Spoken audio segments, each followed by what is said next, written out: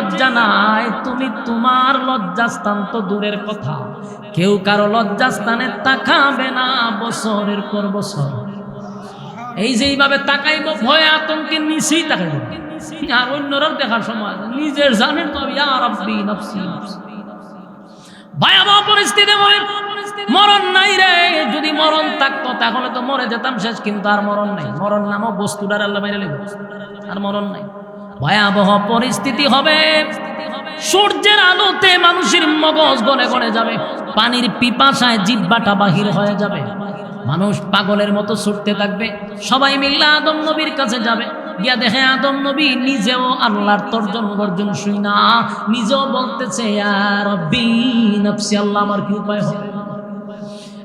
যুবক ভাইরা, দিলের কান লাগায় কথাগুলি শ্রবণ করেন, একটু কল্পনা করেন, চোখটা বন্ধ করে নিজে নিজে একটু কল্পনা করেন কতটা ভয়ানক হবে।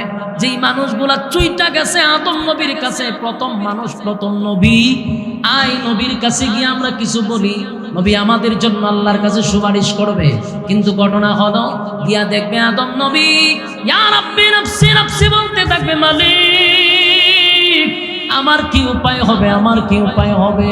আল্লাহ সেদিন এমন ভাবে তর্জন গর্জন দিতে থাকবে। যুবক ভাইরা, দুনিয়াতে আল্লাহর নাম হলো রহমান, রহমান দয়ালু। আল্লাহর দুনিয়াতে দয়া মায়ার কোনো অভাব নাই। এত গুনাহ করি সাথে সাথে আল্লাহ আমাদেরকে ধ্বংস করে না, এর একটা কারণ হলো রহমান নামের গুণে, রহমান নামের গুণে আল্লাহ আমাদেরকে ধ্বংস করে না। সেদিন আল্লাহ রূপ নিবে, কাহার রূপ নিবে, কথা বুঝতেছেন? মায়া দয়া থাকবে না। সেদিন আল্লাহ হুঙ্কার দিবে, বারবার হুঙ্কার দিবে, আর বলবে পৃথিবীর রাজা বাদশারা কোথায় রে, দুনিয়ার জমিনে বেড়াগিরি দেখাইছ, দাঁড়া আমি আল্লাহর সামনে কথা বল। কেউ কথা বলার সাহস পায় না, তর্জন গর্জন শুই না। আদম নবী বলবে আল্লাহ আমার কি উপায় হবে, আমার কি উপায় হবে। মানুষ গেছিল আদম নবীর কাছে গিয়ে, উনি নিজে আল্লাহর ভয়ে তরতর করে কাঁপতেছে, কথা বলার সাহস নাই। নূহ পয়গম্বরের কাছে গিয়া উনিও চিৎকার দেয় ইয়া রাব্বি নফসি নফসি নফসি। ইব্রাহিম খলিলুল্লাহ, আল্লাহর বন্ধু, অসংখ্য পরীক্ষায় যিনি উত্তীর্ণ, আল্লাহ যার উপরে খুশি, সেই ইব্রাহিম খলিলুল্লাহ পর্যন্ত বলবে ইয়া রাব্বি নফসি, আল্লাহ আমার কি উপায় হবে। মূসা কালিমুল্লাহ আল্লাহর সঙ্গে কথা বলে গো, আল্লাহ যদি বলে একটা, মূসা কয় পাঁচটা, অতিরিক্ত বাড়াইয়া কথা বলে। আল্লাহর সঙ্গে তার বড় সম্পর্ক, বারবার আল্লাহর সঙ্গে কথা বলে। সেই মূসা কালিমুল্লাহ হাসরের মাঠে বলবে ইয়া রাব্বি নফসি নফসি, আল্লাহ আমার কি উপায় হবে, আমার কি উপায় হবে। তর তর করে কাঁপতে থাকবে গোটা হাসরের ময়দান।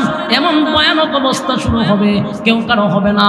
মানুষ পাগলের মতো ছুটতে থাকবে আর দৌড়াইতে থাকবে, কার কাছে গেলে রে আজকে আমরা বিপদ থেকে উদ্ধার হব। দৌড়ায়া যায় ঈসা পয়গম্বরের কাছে। ঈসা পয়গম্বর বলে ইয়া রাব্বি নফসি নফসি। কেউ কারো হবে না, কেউ কারো হবে না। মানুষ কারো দিকে ছুটে যায়, কেউ কারো হয় না। ইয়াউমা ইয়াফিরুল মারউ মিন আখিহি ওয়া উম্মিহি ওয়া আবিহি ওয়া সাহিবাতিহি ওয়া বানিহি। মা তার সন্তানের পরিচয় সেদিন দিবে না, বাবা তার সন্তানের পরিচয় দেয় না। বলুন এই মুসিবতের দিনে কেমনে কয় রে ফিররা সুপারিশ করব। এইভাবে যে মানুষকে ধোঁকা দিতে দিতে দিতে দিতে মরিদান বাড়াইছে, এই গাজাকুরগুলারে বয়কট করতে হবে। ইমান চুর, ইমান চুর, ইমান চুর, ইমান চুর। মানুষ সম্পদ হারাইলে সম্পদ পাওয়া যায়, সম্পদ যদি কেউ ডাকাতি করে পাওয়া যাবে, বেঁচে থাকলে আবার সম্পদ অর্জন করা যাবে।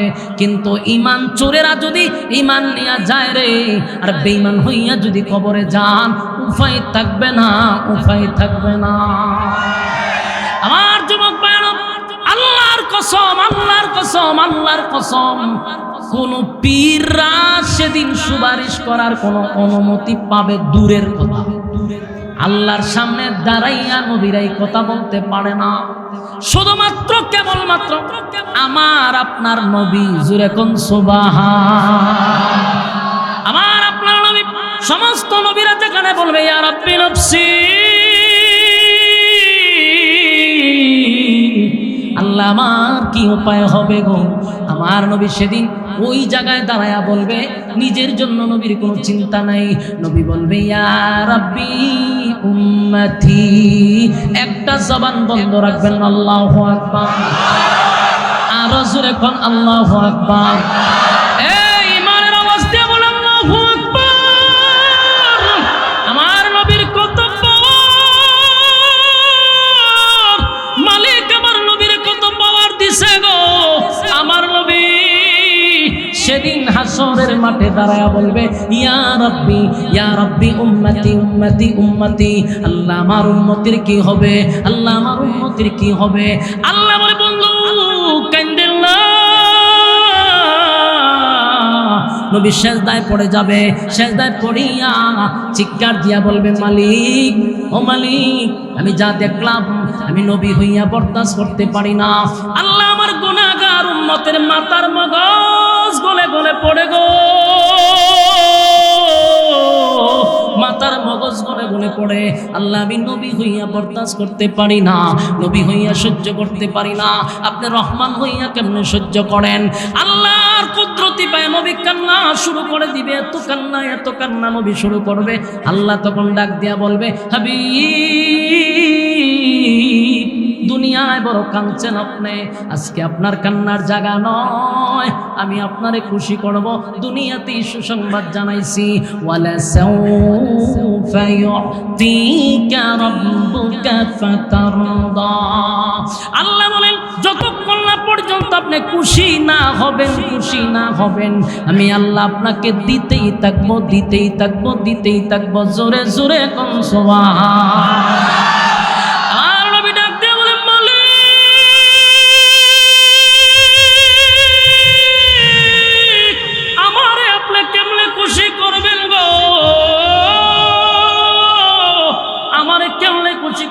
আমার গুনাহগার উম্মত যদি জাহান্নামে যায়, আমার গুনাহগার উম্মত যদি জাহান্নামের আগুনে জ্বলে, আমি নবীর আপনি খুশি করতে পারবেন না। যতক্ষণ না পর্যন্ত উম্মতের ফয়সালা না হবে, ততক্ষণ পর্যন্ত আমি নবী খুশি হব না। আল্লাহ তখন ঘোষণা দিবে, নবী মাথা মুবারক ওঠান, আর কেন্দেন না, মাথা মুবারক তুলেন। আমি আল্লাহ ওয়াদা দিলাম, যারে খুশি তারে লইয়া আপনি জান্নাতে যান। আমার যুবক ভাইরা,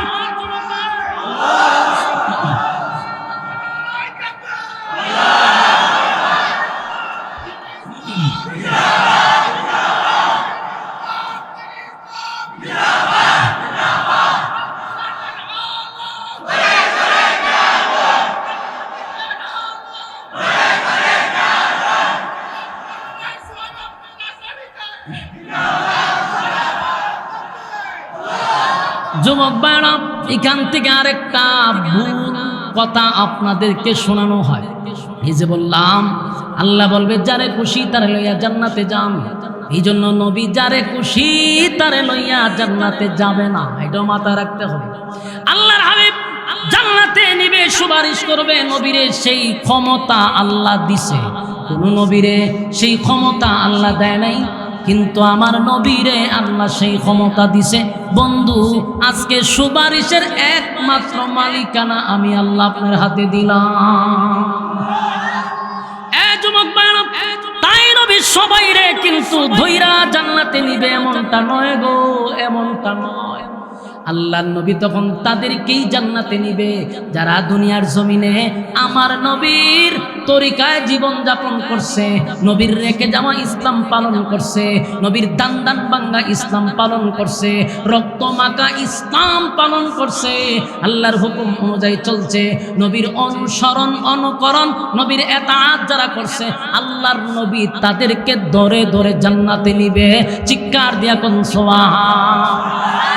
সারা জীবন নবীর সুন্নতের খবর নাই, নবীর সুন্নতের খবর নাই, মুখে কোনোদিন দাড়ি নাই, মাথায় টুপি নাই, নবীর দুরুদ নাই, নামাজ নাই, রোজা নাই, পর্দা নাই, বেপর্দায় চললেন, যেমনে মনে চায় এমনি সুদে ঘুষে ডিগবাজি মারলেন। এই সমস্ত লোকরে বুঝি আমার নবী সুপারিশ করব? কথা হয় না। যুবক ভাইরা, এই কথাটাও কিন্তু মাঝে মধ্যে মাহফিলে আপনাদেরকে ডালাও ভাবে প্রচার করে যে আমার নবী সুপারিশ করে সব উম্মতরে জান্নাতে নিবে। নবীর উম্মত তো সবাই তো নবীর উম্মত, কিন্তু উম্মতের মধ্যে যারা নবীর তরিকায় চলছে, নবীর সুন্নাহ অনুযায়ী জীবন যাপন করছে, নবীর রেখে যাওয়া ইসলাম যারা পালন করছে, এমন লোকদেরকে আমার নবী সুপারিশ করে জান্নাতে নিবে। আর যুবক ভাইরা, আল্লাহর নবী বলেন যেদিন আমি পানি পান করাবো হাউজে কাউসারের পাড়ে, সেদিনই উম্মতের মধ্যে দুইটা ভাগ হয়ে যাবে। বলুন কয়টা ভাগ হবে? এক, হাবিবে কিবরিয়াকে আল্লাহ একটা নিয়ামত দিছে, হাউজে কাউসার। ইন্না আতাইনাকাল কাউসার, আল্লাহ বলেন নিশ্চয়ই আমি আপনাকে কাউসার দান করলাম।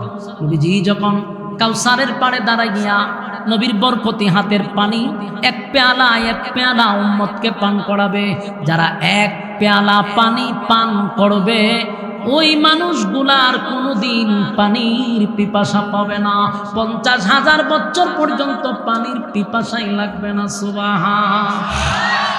সেদিন হাবিবে কিবরিয়া পানি পান করানোর সময় তাকায়া দেখবে কোটি কোটি উম্মতেরা দলে দলে দলে দলে দলে দলে হাউজে কাউসারের পারে আসছে নবীর বরকতি হাতের পানি পান করার জন্য। এক কাছে আসার সাথে সাথে যেই মাত্র নবীর সামনে আসছে রে, হঠাৎ করে মাঝখানে একটা পর্দা পড়ে গেছে। নবী উম্মত দেখে না, উম্মতেরাও নবীরে দেখে না। বুঝতেছেন আমার কথা? আল্লাহ নবী চিৎকার দিয়া বলবে, মালিক হাউজে কাউসার আপনার কাছ থেকে জোর কইরা আমি আনি নাই, আপনি আমারে গিফট করছেন উম্মতের কলিজা পাটা পিপাসা নিবারণ করার জন্য। মালিক আমার উম্মত আসছে পানি পান করাবো, এখন আমি তাদেরকে দেখি না, তারাও আমারে দেখে না, মাঝখানে কেন পর্দা ফালাইলেন আল্লাহ? কেন দেখি না? আমার গুনাহগার উম্মতেরা যদি পানি পান না করে গো, এই হালতে যদি হাসরের মাঠে যায়, উপায় নাই। আল্লাহ তখন ডাক দিয়া কয়, হে যুবক ভাইরা কথাটা মনোযোগ দিয়া শুনবেন। আল্লাহ তখন ডাক দিয়া বলে, পয়গম্বর যাদেরকে আপনি পানি পান করানোর জন্য পেয়ালা হাতে নিয়ে দাঁড়ায় আছেন, এরা আপনার উম্মত, কথা সত্য, কিন্তু আমি মাঝখানে পর্দা ফালাইছি কেন জানেননি? নবীজি দুনিয়া থেকে আসার পরে আপনার রেখে যাওয়া ইসলাম তারা পালন করে নাই, তারা তাদের বাপ দাদাদের ধর্ম পালন করছে, তারা তাদের ফিরের কথা শুই না, আপনি নবীর তরিকায় চলে নাই, আপনি নবীর সুন্নত অনুযায়ী জীবন যাপন করে নাই, রক্তমাখা ইসলাম পালন করে নাই। এই জন্য আমি আল্লাহ তাদের মাঝখানে আর আপনার মাঝখানে একটা পর্দা ফালায়া দিলাম।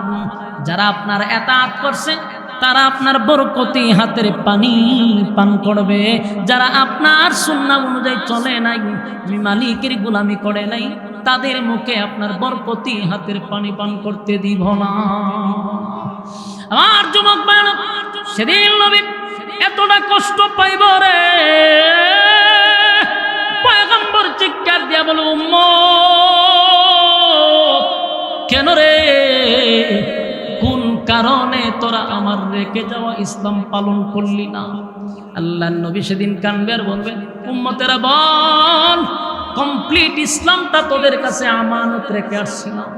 আমি নবী ইসলামের জন্য কত মাইর খাইলাম, কত রক্ত জড়াইলাম, উম্মত তোদের জন্য দান দান বাংলাম, রক্ত জড়াইলাম, ইসলামটারে কমপ্লিট করে তোদের কাছে আমানত রেখে আসলাম।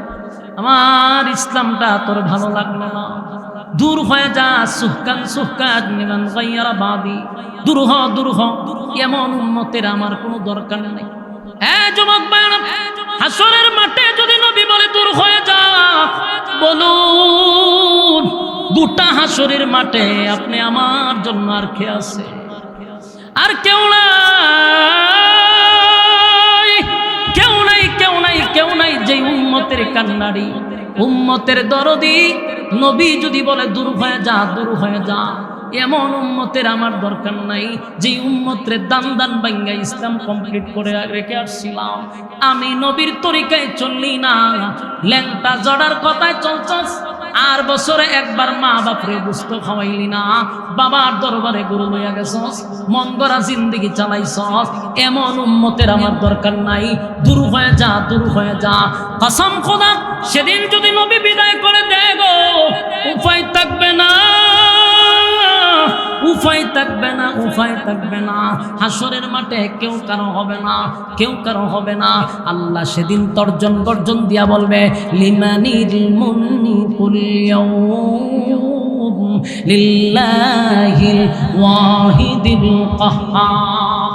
এক একটা হুঙ্কার দিবে আর বলবে, হে পৃথিবীর রাজা মৎস্যরক্ত,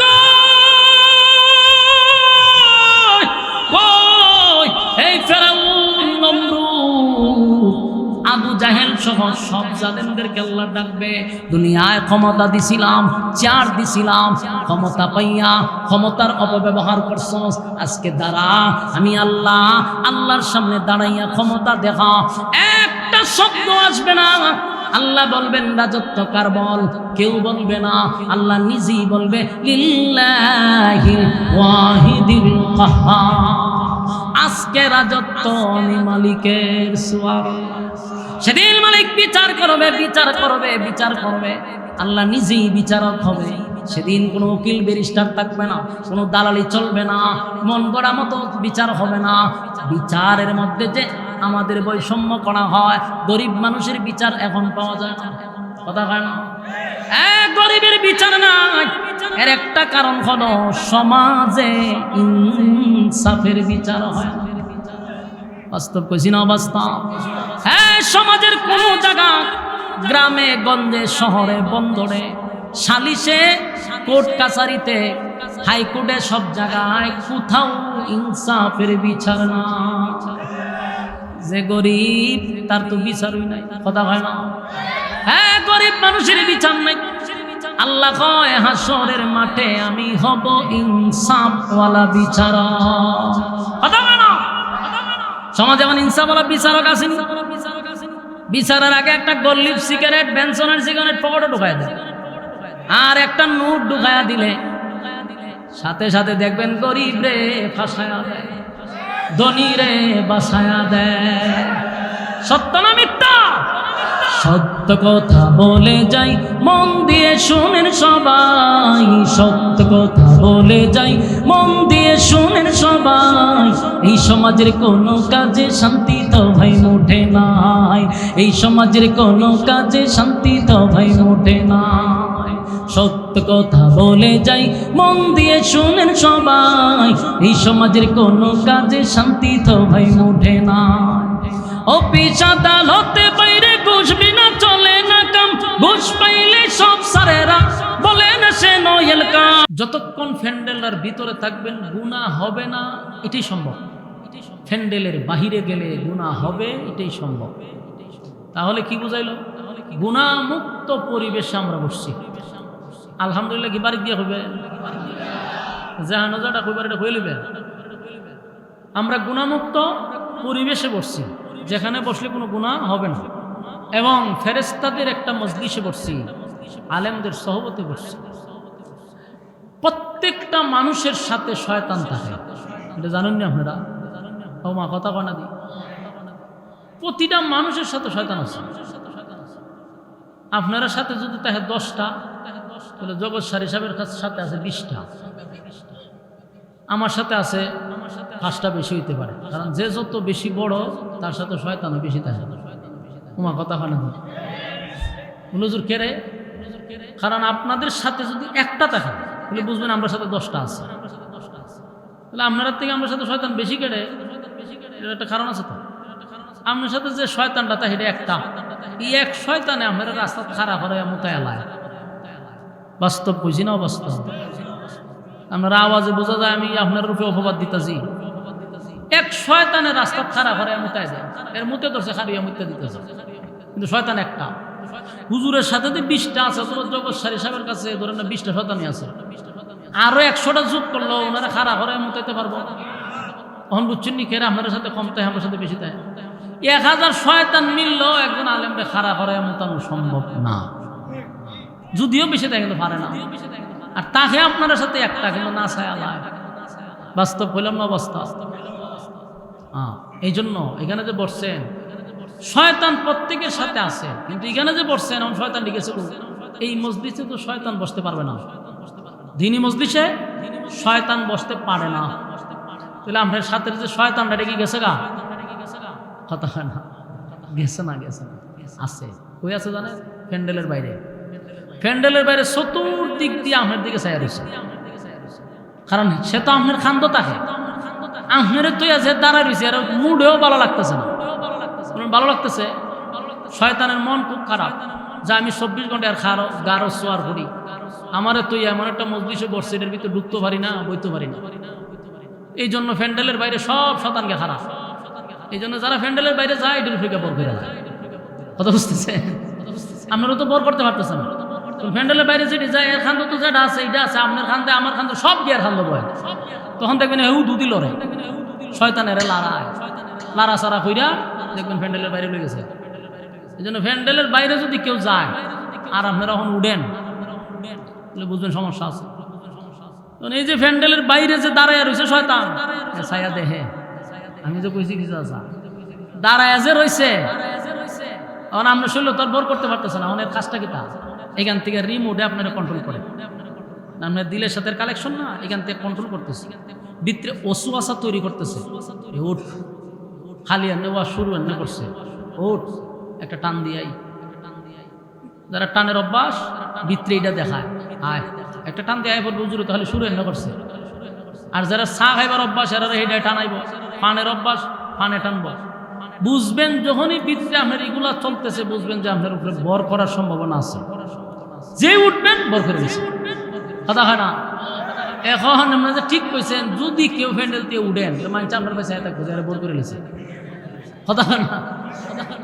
উঠবেন যে মাশাল্লাহ উঠতেন তো মানুষ তামসা দেখবো আপনার কাছে যে মাশাল্লাহ তাই বর করছে, কারণ বর করলেই হে উঠবো, এই জন্য উঠার কোনো সুযোগ নাই। আচ্ছা কারা কারা উঠবেন না এই নিয়তে হাত তুলেন দিকে, আমি কিন্তু সব দেখি হাত কাটা মাটা তুলেন, যেটা তুলতো না বুঝবে এর উপরে বর করে নিছে, হাত তুলেন ইনশাআল্লাহ মোনাজাত পর্যন্ত আমরা যাওয়া যাবি নাই ইনশাআল্লাহ, ওয়াদা। হাত তুলছেন সবাই, আরেকটা ফেসো করছেন, ওয়াদা বর খেলাপ করা কিসের খাসলা খানা, এখন যে আপনি উঠতে যাইবেন কিতা হইয়া যাইবেন, আপনি যাইবেন আমি স্লোগান দেবো কেটা যায় রে, সবাই কইবেন মুনাফিক যায়, মান সম্মান থাকবো নি, কথা কেনা মান সম্মান বাঁচানোর জন্য আপনাকে বসে থাকতে হবে, কথা ঠিক নেই। আর যদি কোনো জোর আমার ইজ্জত নেই, আমি একটা বেজ্জিত চালু, আপনার সাথে কোনো ওয়াজ নাই, জানবা আছেন তো ইনশাল্লাহ, আল্লাহ কবুল করুক, আমিন। সম্মানিত সুধী, আমরা কথা না বলি, আমি আপনাদের সামনে কোরআনের 99 নম্বর সূরা, এই সূরাটা কমপ্লিট আপনাদের সামনে আমি তেলাওয়াত করছি। সূরাটার নাম হইল ভূমিকম্প। বলুন সূরাটার নাম কি? বাংলা অর্থ হইল ভূমিকম্পের সূরা, আর সূরাটার নাম হইল সূরা জিলজাল, এর অর্থ হইল ভূমিকম্প। বোঝা গেল এই সূরার ভিতরে একটা ভূমিকম্প আছে, কথা কয় না, ভূমিকম্পর সূরা। তাহলে আমরা আজকে আলোচনা করব ভূমিকম্প নিয়ে, শুনতে রাজি আছি? ভূমিকম্পের সূরা। এই বিশ্ব পরিস্থিতির পরিসমাপ্তি আল্লাহ একদিন ঘটায়া দেবে, বিশ্বাস হয়নি? হয়েও আপনারা কিন্তু ব্রাহ্মণবাড়িয়ার লোক, এটা জানেননি? হ্যাঁ, আওয়াজ কিন্তু ময়মনসিংহের হইতেছে, মেহরবানি করে আপনারা যে ব্রাহ্মণবাড়িয়ার লোক এটা একটু দেখাই দিতে, খালি ঠেডা মেডা লইয়া বাইরে দেখাই লইত না, আপনারা যে বিপ্লবী লোক আওয়াজ দিতে পারেন এটা বুঝাই দিতে হবে, আর নাইলে আমি বুঝবো যে আমি ময়মনসিংহে ওয়াজ করতেছি। ময়মনসিংহে আমার প্রচুর ওয়াজ, ওখানকার মানুষ সরল বেশি, এরা যদি আওয়াজ দেন সুবহানাল্লাহ কম কোনোভাবেই কয়াইতে পারেন, বেশি জোরাজুরি করলে উত্তর দেলায় হুজুর আপনি কোয়ান, আমি কোয়াইতাম, খুব বিরক্ত হয়। তাই আমরাও চিন্তা করি যে কোনো লাভ হইতো না, আমরা মতো আমরা ওয়াজ করি। কিন্তু ব্রাহ্মণবাড়িয়া তো এটা বিপ্লবী, আওয়াজের জন্ম আপনারা দিচ্ছেন, আমরা যদি আওয়াজ না দেন তা আমরা আওয়াজ দিই মুখে নেই, রাজি আছে তো ইনশাআল্লাহ? এই এখন বোঝা যায়, ট্রেন কাটতে পারেন মিছিল করে বাবারই মাশাআল্লাহ, আপনারা আওয়াজ দিতে হবে। আসুন, এই সূরাটা কোরআনের 30 পারা এবং সূরাটা নাম্বারের দিক দিয়ে 99 নম্বর সূরা। এই সূরাটার নাম হলো সূরা জিলজাল। এই সূরাটির নামের অর্থ হলো ভূমিকম্প। তাহলে ভূমিকম্প হবে। প্রত্যেকটা মানুষের উপরে একটা ভূমিকম্প হবে, একটা বড় একটা ছোট। কিয়ামত কয় প্রকার? 2 প্রকার। বলুন কিয়ামত কয় প্রকার? একটা কিয়ামতে কুবরা, একটা কিয়ামতে সুগরা, মানে বড় একটা ছোট। একটা কিয়ামত হলো যার যার ব্যক্তিগত কিয়ামত, আরেকটা কিয়ামত হলো সমষ্টিগত কিয়ামত। একটা ব্যক্তিগত আর একটা সমষ্টিগত। আমরা আলোচনা করব ব্যক্তিগতটা না, আমরা সমষ্টিগত কিয়ামতের আলোচনা করব ইনশাআল্লাহ। কিয়ামত হবে যে, এতে কোনো সন্দেহ আছে?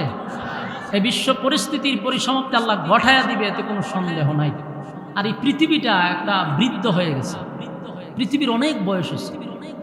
কিয়ামতের আলামতের মধ্যে একটা আলামত হলো সমস্ত নবীকুলের সম্রাট নবী মুহাম্মদুর রাসূলুল্লাহ সাল্লাল্লাহু আলাইহি সাল্লাম দুনিয়াতে আগমন করাটাই হলো কিয়ামতের আলামত। কারণ রাসূল চলে আসছে, সমস্ত নবী রাসূলগণের দরজা বন্ধ, শেষ নবী চলে আসছে। তার মানে রাসূল কিয়ামতের একটা আলামত, চলে আসছে উনি। এরপরে যেই সমস্ত আলামতগুলা বলা হয়েছে, আমরা তো আলামতের উদ্দেশ্য বাস করবো না। এরপরে 2-1টা কথা, সমাজের মধ্যে যা যা ঘটবে রাসূল তো বলে গেছে। আর আমরা যা অ্যানালাইজ করছি, আমরা যা গবেষণা করতেছি, এর দ্বারায় বোঝা গেল মোটামুটি সব ঘুরতে যাওয়ার পথে। 1-2টা বাকি রয়েছে। এর মধ্যে একটা বাকি রয়েছে যে ইমাম মাহদি আসার বাকি রয়েছে। আরেকটা আলামত হলো বাইতুল মুকাদ্দাস, ওই যে যেটা নিয়ে যুদ্ধ হচ্ছে, এই মসজিদ মুসলমানের হাতে আবারও আসবে ইনশাআল্লাহ, এতে কোনো সন্দেহ নাই। এটা বিজয় হবে, এটা কিয়ামতের একটা আলামত। ফিলিস্তিনের বাইতুল মুকাদ্দাস আবার মুসলমানের হাতে আসবে, এটা কিয়ামতের একটা আলামত। এই বিষয় নিয়ে বেঈমানদের সাথে যুদ্ধ হবে, মুসলমানরা বিজয় লাভ করবে। ঘটনাক্রমে মুসলমান এবং খ্রিস্টান, এক সময় খ্রিস্টান আর মুসলমান একত্রিত হয়ে যুদ্ধ করবে। যুদ্ধ করে বাইতুল মুকাদ্দাস মুসলমানের হাতে আসবে। এখানে অংশগ্রহণ কিন্তু আপনার এই খ্রিস্টানরাও অংশগ্রহণ করবে। যখন মুসলমানদের হাতে চলে আসবে, তখন কোনো একটা নিউজে, টেলিভিশনের কোনো একটা নিউজে অথবা পত্রিকার কোনো হেডলাইনে ওই খ্রিস্টানরা প্রচুরভাবে এটা প্রচার করবে।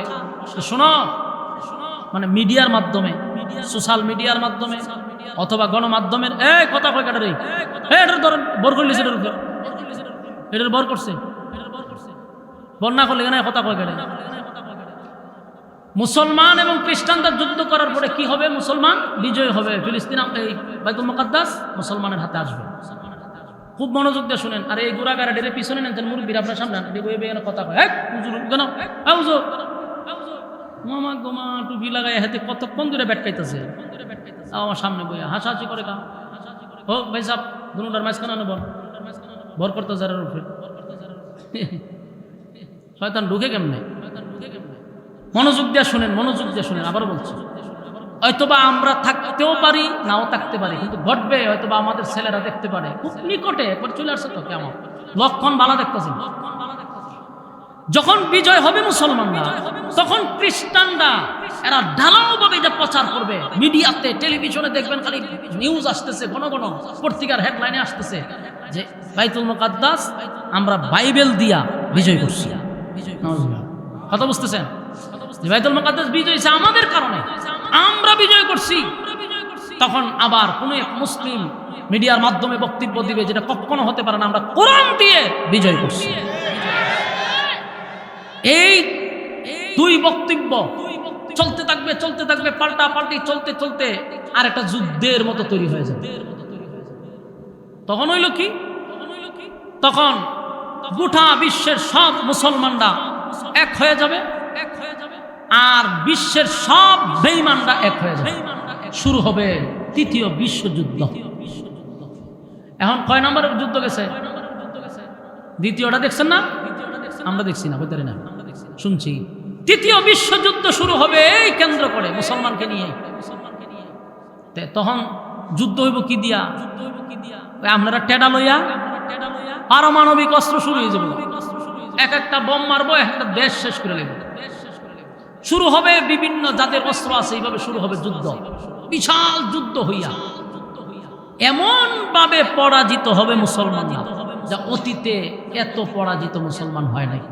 নাউযুবিল্লাহ, ইন্না লিল্লাহ। মুসলমানরা কি হবে? পরাজিত হবে, মায়ের খাবে।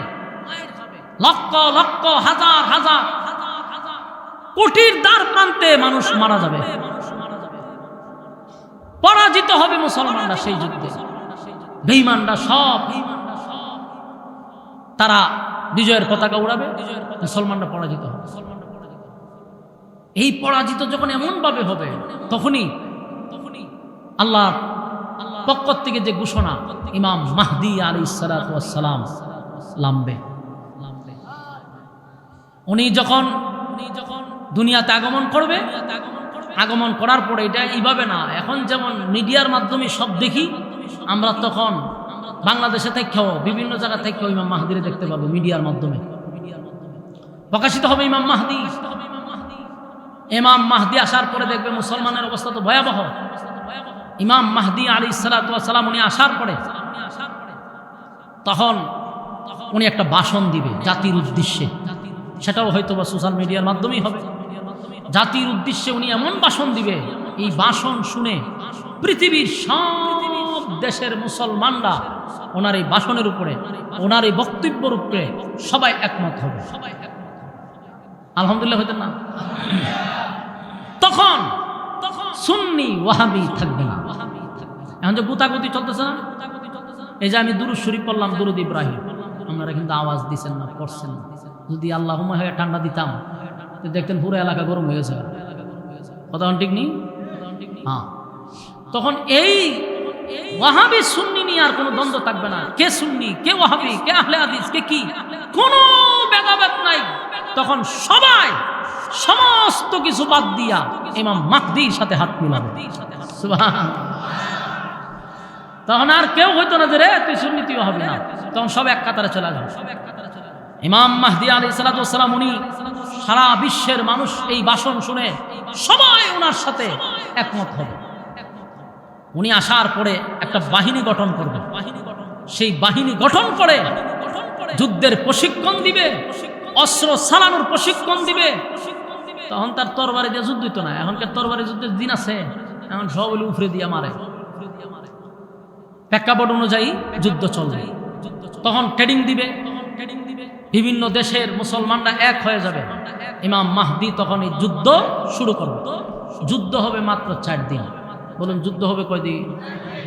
4 দিন যুদ্ধ হবে।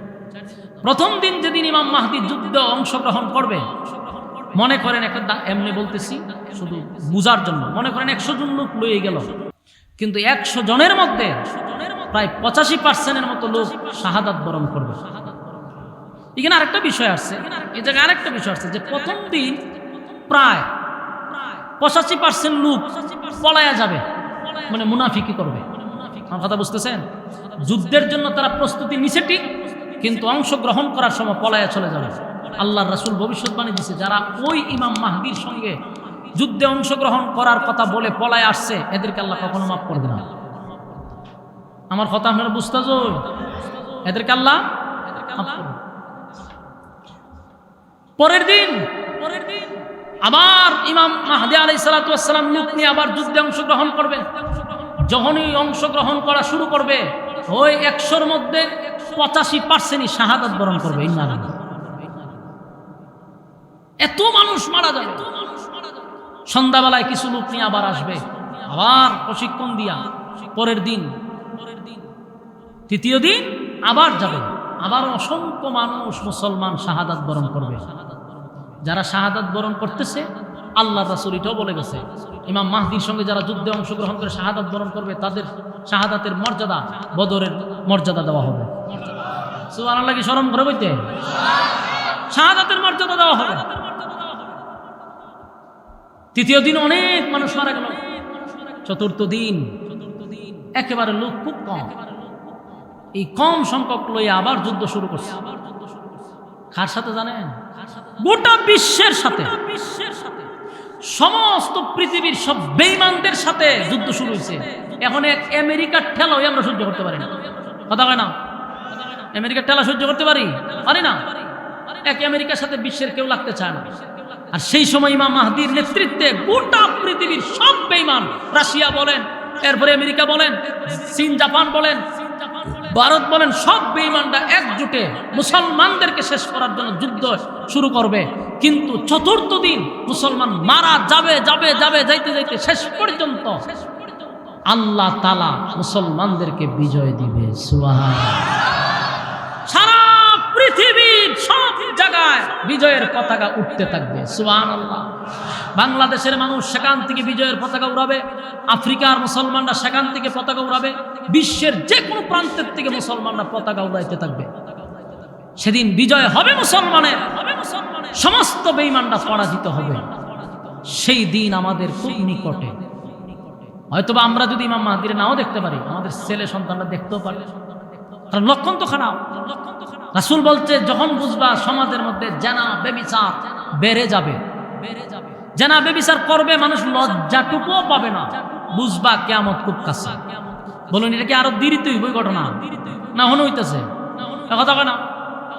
আগে ছোটবেলা দেখতাম একটা ছেলে একটা মাইয়ের সাথে রাস্তাত কথা কইতে গেলে কলজা খাপতো, লুগায়া সুগায়া বেড়া সেরা ভাঙ্গে গিয়ে মাইতে কথা বলতে। আর ওখানে ওপেন রাস্তার মধ্যে দাঁড়ায় একটা আর একটা খায়, আর কয়টা আমার বয়ফ্রেন্ড, এটা হয় আমার গার্লফ্রেন্ড। লজ্জা শরম নাই। কুত্তা কুত্তি যেমন বাথরুম আসে শরম পায় না, এখনকার ফুলা আর মাইয়ার কোনো শরম নাই। ডেম কেয়া। আবার যদি একজন মুরব্বী দেহে বিচার দেন, বলে চাচা দেখছেন খারবারটা, বাধ্য এটা এনজয়। মুরব্বীও হয় কিতা এনজয় এনজয়, এটা এক বয়সে বলা মানে করো, বুঝবেন কিয়ামত আয়া পড়ছে। কিয়ামত লজ্জা শরম বলতে কিছু নাই। বাস্তব বুঝিন অবস্থা। মহিলারা রাস্তায় নেমে যাবে অর্ধ উলঙ্গ অবস্থায়, দেখে আরো পর হইব না লামছে। দেখেন না কত নাটক চলতেছে, ভাইরালের রোগে ধরছে, আয়া কেক বিক্রি করে রাস্তা। কথা না, খাসা সিংলা আছে না, ফতফত ফতফত করে বাইরে নিয়ে যেত। এই নষ্টামি ভষ্টামি শুরু করছে দেশটার নামে। কেড়ে রে সকল মিডিয়া সিটে এখানে যায় তো বেডি কিতা করে না করে সবই তো তুলে ধরে। তোর কি হায়া লজ্জা নাই? তোর আবার আয়া লাইবে কয় আমার মাইয়া এত ক্লাসে পড়ে, আমার মেয়েটা 10-এ পড়ে, আমার তোর লজ্জা করে না? হ্যাঁ, শরম লজ্জা কি বুঝা গেছে? হায়া লজ্জা বলতে মানুষের এখন নাই। ইমান থাকবো ভিত্তিকা, যা মনে হয় তা করতেছে। একটাই ফন্ডরের সাথে প্রেম করে, অন ছোট ছোট ফুলা মানাসি গানাইলে কইলাম না, আর নিচে লামন যায় না, এর লেগে লাম না। এই যে শুরু হইছে, তখন যদি কই বলে কি তারে কয় এটা এনজয়, এক বয়সে ফুলা মানে করো, ইডারে মানুষে খারাপ দৃষ্টিতে দেখেওই না। কোনো মানুষ যদি গুনার থেকে বাঁচার জন্য কেউ 2 বিয়া করে, ওই লোকগুলাই কয় হালায় লুচ্চারে, চোখ বালা না, বলে কিতা করছো, হালায় 2 বিয়া করে গেছে। ও এটা তো বালা কাম, হয় না, এটা লুচ্চামি বলে। হেতে যে প্রেম করে হয় এটা এনজয়, এটা কি তা এনজয়। আর বিয়া করছে ওইটা লুচ্চামি। বুঝবেন কিয়ামত আয়া পড়ছে। কিয়ামতের আগে বিবাহ কঠিন হবে, জেনা ব্যভিচার সহজ হবে। বাস্তব বুঝিন অবস্থা। জেনা ব্যভিচার চলে না যদি আধ্যাত্মিক কোনো মিশিং থাকতো। জেনা ব্যভিচার চলে না এমন একটা গ্রাম হয়তো বা বাংলাদেশের কোথাও পাওয়া যাবে না। 68,000 গ্রাম যদি হয়, 68,000 গ্রামে জেনা ব্যভিচার চলতেছে। কিয়ামত কাছে না দূরে? ভয়াবহ এক পরিস্থিতি। আগে মা বাপে গিয়া বউ দেখতো, মায়ে গিয়া দেখতো, বাবিরা দেখতো, অহন ফুলায় রাস্তাতে না দিকে খায় পর আমরা দুজন একটু দেখা দিয়ে করি, কোন দিয়ে লই ভরে ঘুরিয়ে ভরে বেড়া হয়ে ভরে দুটা দিক কে খোঁজা বাড়ির গিয়ে সিদ্ধান্ত নিব তোমার এই সিস্টেম কি আগে আসিল তো কেমন আছে এই সমস্ত সম্মানিত শুধু বিরক্ত হইতে যায় বাস্তব চিত্রগুলো যদি তুললেই না ধরেন তাহলে বুঝবেন কেমনে যে কেমত আইতেছে যখন এই পাপাচারগুলি আপনার চোখের সামনে পড়বে তখনই বুঝবেন যে হ্যাঁ রে কেমত তো খুব কাছে কেমত চলে আসছে ভয়াবহ এক পরিস্থিতি হবে আল্লাহ কয় যখন জমিনে পাপাচার শুরু হয়ে যাবে এই যে ইমাম মাহদী আলাইহিস সালাম যখন বিজয় হবে তখন গোটা পৃথিবীতে ইসলামের জয় হবে খুব সুন্দর চলবে এরপরে না দাজ্জাল আইব দাজ্জালটাকে ধ্বংস করব ঈসা আলাইহিস সালাম এরপরে ইয়াজুজ মাজুজ সবাই এরপরে 40 বছর পর্যন্ত দেশের মধ্যে এত শান্তি হবে গোটা পৃথিবীতে সব জায়গায় ইসলাম সব জায়গায় ইসলাম শান্তি জান্নাতি পরিবেশ থাকবে এরপরে আবার শুরু হবে নোংরামি এত নোংরামি শুরু হবে আল্লাহ বলনেওয়ালা আর থাকবে না তখন আল্লাহ হইব যে আমি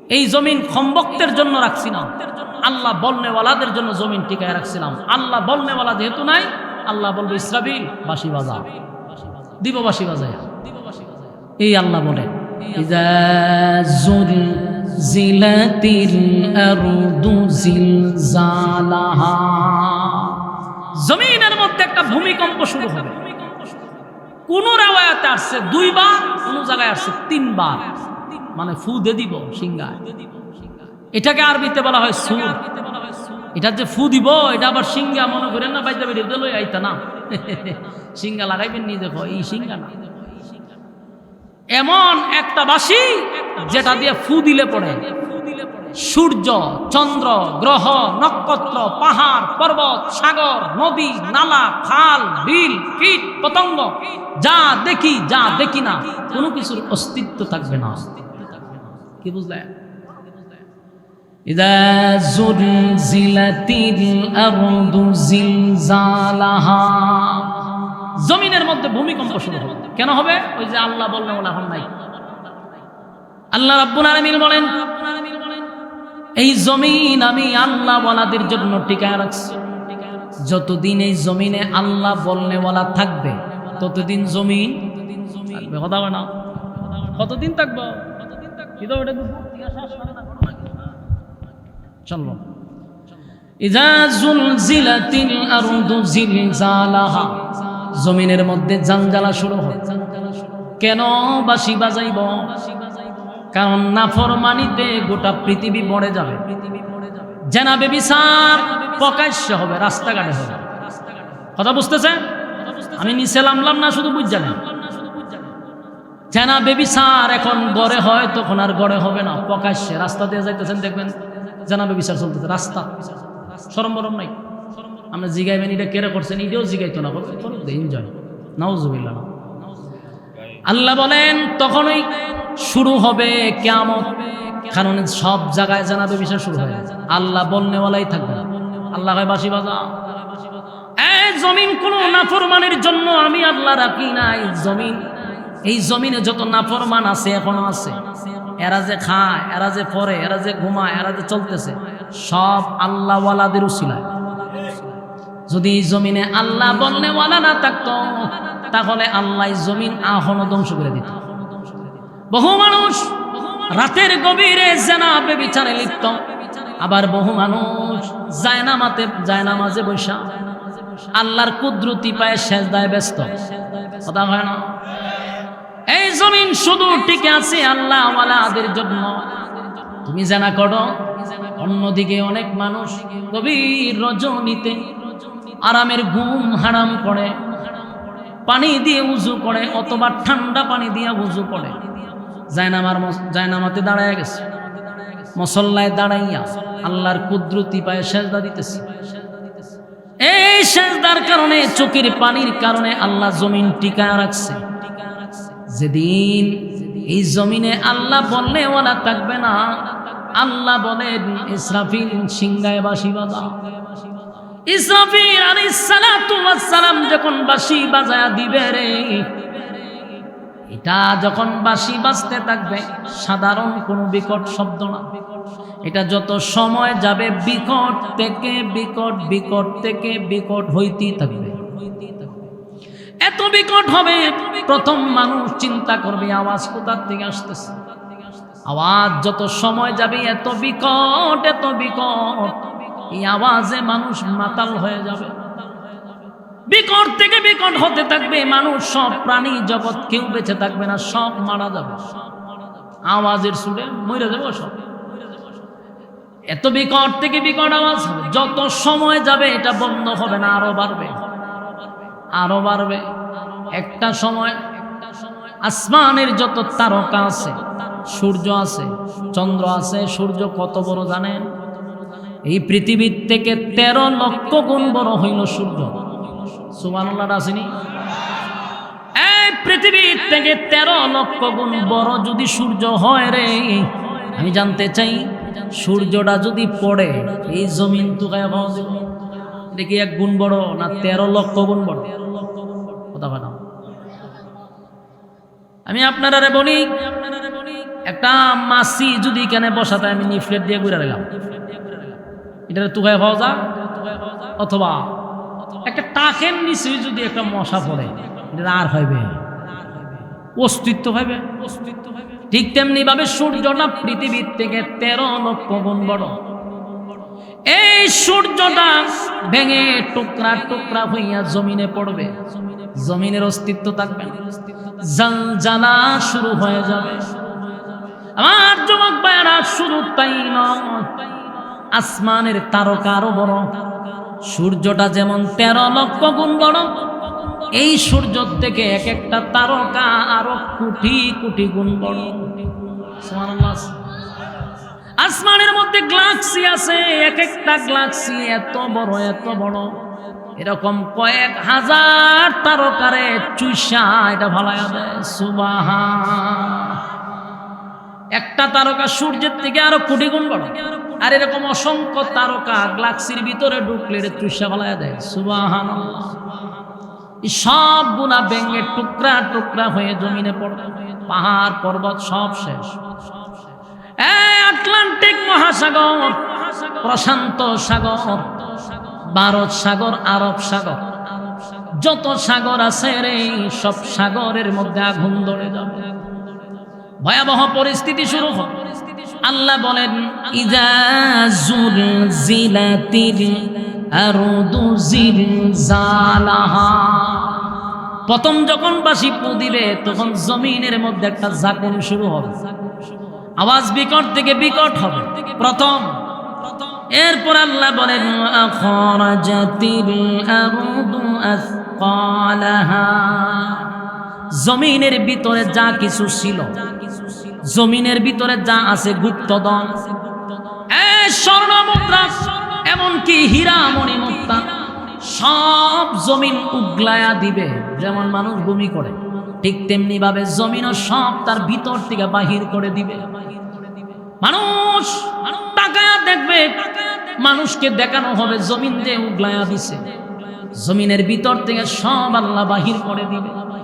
যারা চুরি করলো, ডাকাতি করলো সম্পদের জন্য, হীরামণি মুক্তা স্বর্ণ সহ সম্পদ গুলা যখন বাহির হবে, অনেক মানুষ যারা চুরি করছে, ডাকাতি করছে, চাঁদাবাজি করছে, টেন্ডারবাজি করছে, তারা বলবে, হায় হায়, এই সম্পদের জন্য আমি মানুষ খুন করছি, এই সম্পদের জন্য আমি আপন ভাইকে খুন করছি, এই সম্পদের জন্য আমার আত্মীয়র সঙ্গে আমি যুদ্ধ করছি, আমি আমার আত্মীয়র হক নষ্ট করছি। আজকে সম্পদ আমার সামনে জমিন বাহির করে দিচ্ছে। আল্লাহ বলেন, আখরাজাতিল আরদু আসকালাহা। জমিনের ভিতর থেকে সব বাহির হইতে থাকবে। হায়, মানুষ দিশেহারা হয়ে যাবে গো, হায় হায়, মানুষের সামনে এগুলা যখন বাহির হবে। আল্লাহ বলেন, ওয়াকালাল ইনসানু মা লাহা। এই দৃশ্য দেখার পরে, ওয়াকালাল ইনসানু মা লাহা, এই দৃশ্য দেখার পরে মানুষ বলাবলি করতে থাকবে, এই জমিন তোমার কি হয়ে গেল, জমিন তোমার কি হয়ে গেল, তোমার ভিতর থেকে সব সম্পদ কেন তুমি বাহির করে দিচ্ছ, সব বাহির হয়ে যাবে। মানুষ আফসোস করতে, হায় আফসোস, আজকে জাহান্নামের আগুনে জ্বলবে সম্পদের জন্য। হায় আফসোস, কত বাড়িতে আমি ডাকাতি করলাম, কত দোকানে চাঁদা তুললাম, কত টেন্ডারবাজি করলাম, কত মানুষের হক আমি নষ্ট করলাম। আজকে জমিন এই সম্পদ আমার সামনে বাহির করে দিল। ফাকালাল ইনসানু মা লাহা, আর মানুষ বলবে জমিন তোমার কি হয়েছে? তখন আল্লাহ বলেন ইয়াউমাইযিন তুহাদ্দিসু আখবারাহা, সেদিন জমিন সংবাদ পেশ করবে। আল্লাহ বলেন জমিনের জবান আমি আল্লাহ খুলে দিব। চিৎকার দিয়া কোন সুবহান। যুবক ভাইরা, জমিন কথা বলবে, জমিন কথা বলবে, জমিন কথা বলবে।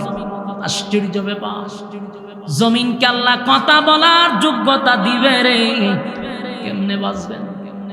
বাঁচার কোনো সুযোগ নাই গো, বাঁচার কোনো সুযোগ নাই। কারণ জমিনকে আল্লাহ কথা বলার সুযোগ দিবে। জমিন কথা বলবে, কি বলবে জানেন? জমিন কথা বলবে। আল্লাহ বলেন ইন্না রাব্বাকা আওহা লাহা, কারণ তোমার রব জমিনকে আদেশ করছে। জমিন এমনি এমনি কথা বলে না। মানুষ বলবে জমিন তোমার কি হয়ে গেল?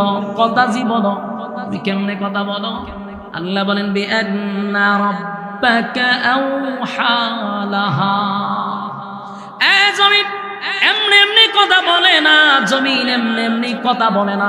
জমিনকে অর্ডার দিছে উনি, তিনি কে? আরো জুড়ে ইমানের আওয়াজে বলুন কে? জমিন কথা বলবে গো। আমার মালিক বলে আমি জমিনে অর্ডার দিছি, তাই জমিন কথা বলে। কি বলে? জমিন কয় আল্লাহ এই জায়গায় দাঁড়াইয়া আছে চাঁদাবাজি করছিল, আল্লাহ এই জায়গায় দাঁড়াইয়া জেনা ব্যভিচার করছিল। হ্যাঁ মালিক, আমার উপরে দাঁড়াইয়া আপনার নাফরমানি করছে। আল্লাহ আমার জমিনে দাঁড়াইয়া আল্লাহ আপনার নাফরমানি করছে। আপনার অর্ডার পাই নাই, না হয় সেদিন আমি তারে গ্রাস করতাম। আপনারা কি মনে করেন জমিনের উপর দিয়ে আমরা হাঁটি, জমিনের উপর দিয়ে অপরাধ করি, জমিন আমরা ধরে না কেন জানেন? মালিক অর্ডার দেয় নাই। মালিক যদি অর্ডার দিত তাহলে জমিনের উপরে দাঁড়াইয়া যেই পরিমাণ অন্যায় অপরাধ আমরা করি, মাটি ধৈর্য ধারণ করতেছে। আল্লাহ বলছে জমিন ধৈর্য ধরো, তাই জমিন ধৈর্য ধরছে।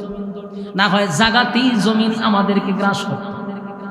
আল্লাহ বলেন সেদিন বিআন্না রাব্বাকা আওহা লাহা, সেদিন আমি আল্লাহ জমিনকে বলবো জমিন কথা বল। কিতা বুঝেন? বাসন যাইব। আপনারা দি মাতুন না, বাসার কোনো সুযোগ আছে?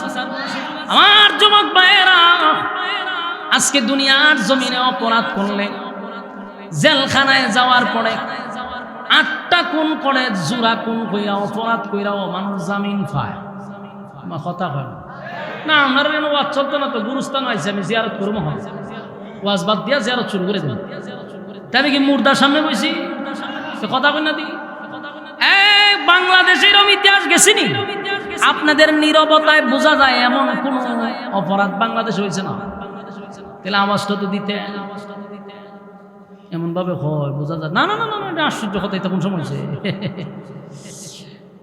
1000 খুন করছে, যার এখন ধরছে সেনাবাহিনীর কি জানে, একদণ্ডে ধরছে জিয়াউল হাসান।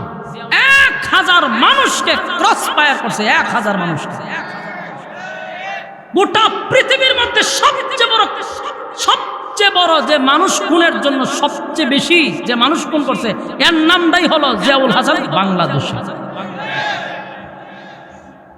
সাইকো ক্লিয়ার, এটার কিতাব হইতে পারে মানুষ দেখুন করে। এর মানসিক আমার মনে হয় না এটা যে মানুষ, আমার মনে হয় মনুষ্যত্ব তার না, সাইকো। এই সাইকো, আপনি কি আমি কি একটা মানুষের খুন করা আমার দ্বারা সম্ভব? কথা বলেন না। সুস্থ মানুষ, একটা মানুষটা মানুষ মারো কেমন? আপনি পারবেন? আমি পারবো। আপনার বাউন্ডারের মাঝে পারতে পারেন, লক্ষণে হয়, আওয়াজে হয়। তো বইটা কইতেইবেন যে না না না চুরি খাম আমরা করি না, যদিও ট্যাঙ্ক কাটি কিন্তু মানুষ কাটি না। আওয়াজ তো তাহলে আপনারা যত আওয়াজ কম দিবেন তত সন্দেহ লাগতেছে আমার। কইবেন যে এটা মানুষের আমরা দ্বারা সম্ভব? সম্ভব। কোন মানুষত্ব যার ভিতরে মনুষ্যত্ব আছে তার দ্বারা সম্ভব। কিভাবে পারলো 1000 মানুষকে গুলি করছে। দেখেন অ্যাডভোকেটরা বলে তার কাছ থেকে যখন জবানবন্দি নিচ্ছে সে কি বলে জানেন, হয় গুলি করার পরে যে রক্তটা হাতে লাগে এটা বলে তার খুব ভালো লাগতো। সে কি মানুষ না জানোয়ার?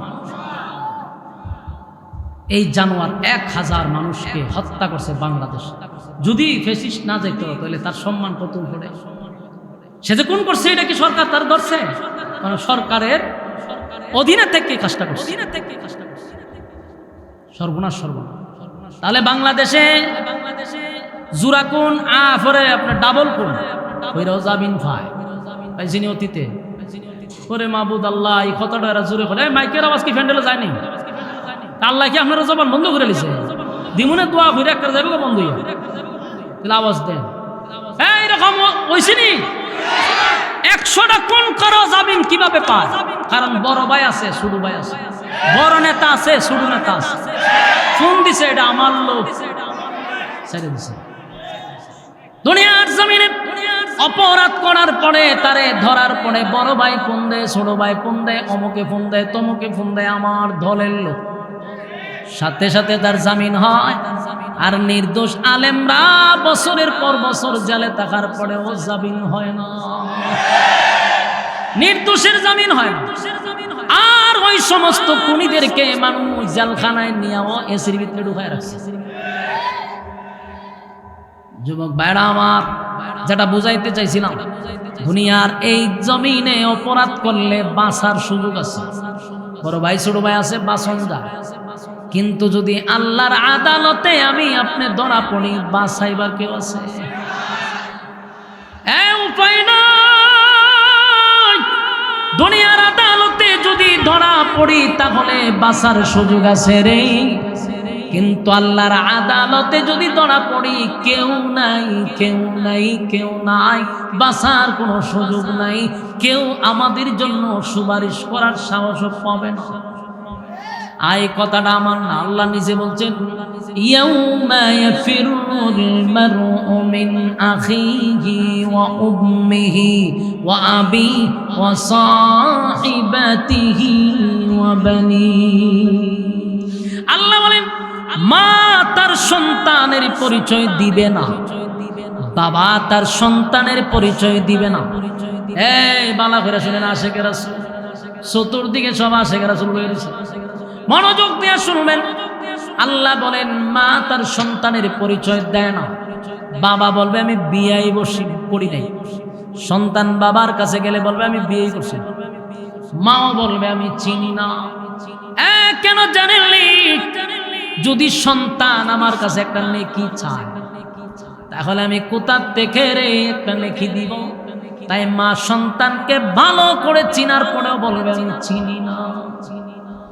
এখন আমার এই আয়াতের অর্থ বলেন, আল্লাহ কি কইছে? উম্মিহি ওয়া আবি, মা এবং বাবা কেউ কারো হবে না। কথা হয় না? তাহলে মার থেকে কি মাসিরা দূর বেশি? যেই সমস্ত পীরেরা বলে হাসরের মাঠে আমরা আছি, হয়নি? আল্লাহ কত ভিডিও দেখাম আপনারা, প্রমাণ চান আমি দেখাম। ডাইরেক্ট কয় হাসরের মাঠে সুপারিশের জন্য টেনশন নাই, আমরা আছি। ডাইরেক্ট কয়। এখন প্রশ্ন হলো, আল্লাহ কোরআনে বলতেছে মা বাবা পর্যন্ত সন্তানকে অস্বীকার করবে, আর তুই ডিম খাওয়ার, ছাগল খাওয়ার, গরু খাওয়া ফির হয় তার সুপারিশ করে।